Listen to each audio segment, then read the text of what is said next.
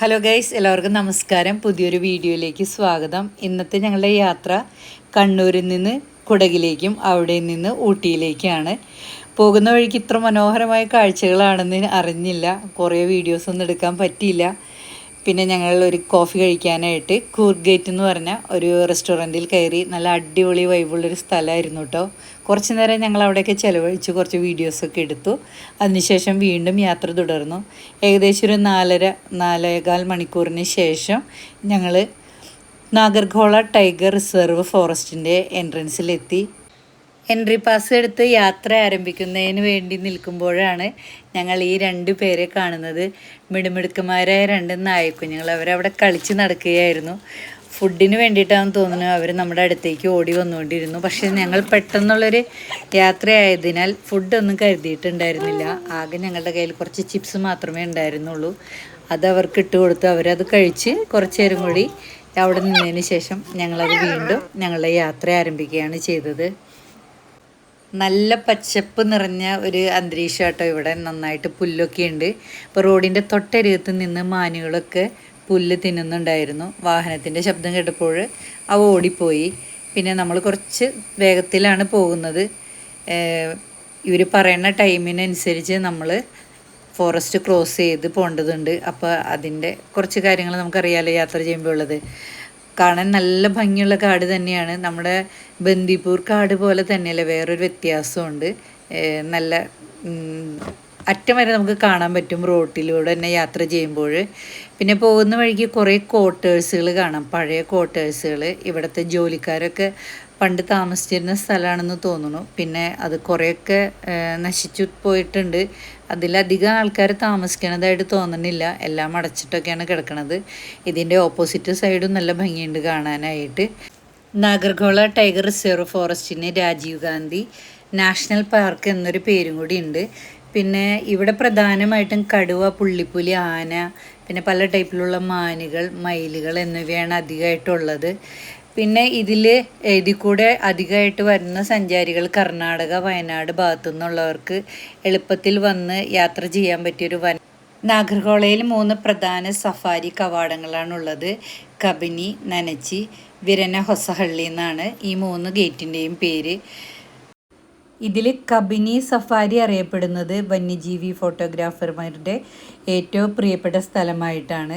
ഇവിടെ ധാരാളം കടുവകളും അതുപോലെ പുള്ളിപ്പുലികളുമുണ്ട്. അപ്പോൾ അവയെ ക്യാമറയിൽ പകർത്താൻ ഏറ്റവും അനുയോജ്യമായ ഒരു മേഖല കൂടിയാണിത്. ഇതുകൂടാതെ ഇവിടെ ജീപ്പ് സഫാരിയും അതുപോലെ തന്നെ ബോട്ട് സഫാരിയും നമുക്ക് ലഭ്യമാണ്. നാഗർഹോള നാഷണൽ പാർക്കിൻ്റെ ഉള്ളിലെ മറ്റൊരു പ്രധാന കവാടമാണ് നനച്ചി. പുലർച്ചെയുള്ള സഫാരികൾക്കാണ് ഇത് ഏറ്റവും കൂടുതൽ അറിയപ്പെടുന്നത്.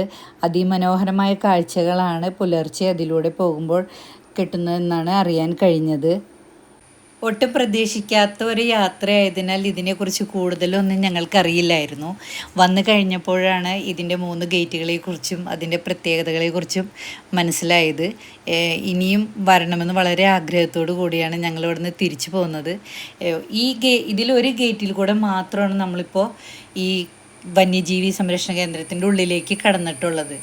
ഇത് ഇന്ത്യയിലെ തന്നെ ഏറ്റവും വലിയ 2ാമത്തെ കടുവ സംരക്ഷണ മേഖല കൂടിയാണ് ഈ നാഗർഹോള ടൈഗർ റിസർവ് ഫോറസ്റ്റ്. ധാരാളം മൃഗങ്ങളുണ്ട്. കാഴ്ചകൾ അതിഗംഭീരം തന്നെയാണ്. നിങ്ങൾക്ക് കാണുമ്പോൾ തന്നെ അറിയാം എന്ത് ഭംഗിയായിട്ടുള്ള കാടാണ്. അറ്റം വരെ നമുക്ക് ഇവിടെ ഇരുന്നാൽ കാണാൻ പറ്റും. മറ്റ് സ്ഥലങ്ങളിൽ പോയി കഴിഞ്ഞാൽ നമ്മൾ സൈഡ് ഭാഗം മാത്രമേ നമുക്ക് കാണാൻ പറ്റുള്ളൂ. പുല്ലൊക്കെ മൂടിയിരിക്കുന്നതിനാൽ അറ്റത്തേക്കൊന്നും കാണാൻ പറ്റില്ല. ഇപ്പോൾ അങ്ങോട്ട് നോക്കുമ്പോൾ അവിടെ ഒരു ആന, അവിടെ കണ്ട ആന പുല്ല് മേഞ്ഞ് നിൽക്കുന്നത് നമുക്ക് കാണാൻ സാധിക്കും. അവിടെ തീറ്റ എടുത്തുകൊണ്ട് നിൽക്കുന്നുണ്ട്. അതിനപ്പുറത്തുണ്ട്.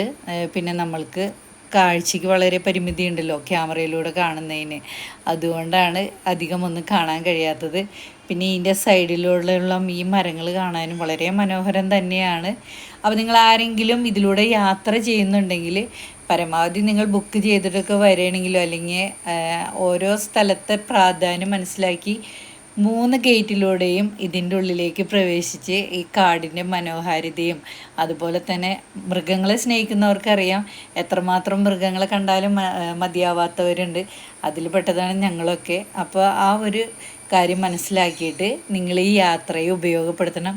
അത്ര മനോഹരമായൊരു യാത്ര തന്നെയായിരുന്നു. സത്യം പറഞ്ഞു കഴിഞ്ഞാൽ ഒട്ടും പ്രതീക്ഷിക്കാതെ വന്ന ഈ യാത്രയായതുകൊണ്ടും പിന്നെ അതിൽ വന്ന ഇതും എങ്ങനെ പറയണമെന്ന് എനിക്കറിയില്ല. അത്രയധികം സന്തോഷമായിരുന്നു ഈ യാത്ര ഞങ്ങൾക്ക് സമ്മാനിച്ചത്. അങ്ങനെ നമ്മൾ ഫോറസ്റ്റിൻ്റെ പുറത്തേക്ക് എത്തി ഗ്രാമത്തിലേക്ക് കടന്നിരിക്കുകയാണ്. ഇവിടെ നല്ല ഭംഗിയുള്ളൊരു ഗ്രാമം തന്നെയാണ്. പുറത്ത് കുറേ പശുക്കളും മരങ്ങളും കർണാടകയുടെ മനോഹാരിത എടുത്ത് കാണിക്കുന്ന രീതിയിൽ തന്നെയാണ് ഇതിൻ്റെ ചുറ്റുപാട് നമുക്ക് കാണാൻ സാധിക്കുന്നത്. പോകുന്ന വഴിക്ക് ധാരാളം കൃഷിയിടങ്ങൾ നമുക്ക് കാണാം. ഇത്ര നല്ല മനോഹരമായ കാഴ്ചയിലൂടെയാണ് നമ്മൾ മുന്നോട്ട് പോകുന്നത്. അപ്പോൾ വീഡിയോ ഇവിടെ അവസാനിക്കുന്നില്ല. ഇനിയും ഇതിൻ്റെ ബാലൻസ് ഭാഗം കൂടി ഉണ്ട്. അത് നമുക്ക് നെക്സ്റ്റ് വീഡിയോയിൽ കാണാം. അപ്പോൾ എല്ലാവരും മറക്കാതെ എൻ്റെ വീഡിയോ കണ്ടു കഴിഞ്ഞിട്ട് നിങ്ങളുടെ അഭിപ്രായങ്ങൾ അറിയിക്കണം. ഇതിൽ പല കാര്യങ്ങൾ കൃഷി ചെയ്തിരിക്കുന്നത് എന്താണെന്ന് എനിക്ക് ശരിക്കും അറിയൊന്നുമില്ല. അറിയാവുന്നവരൊക്കെ ഉണ്ടെങ്കിൽ ഒന്ന് പറയുക. എല്ലാവർക്കും നന്ദി.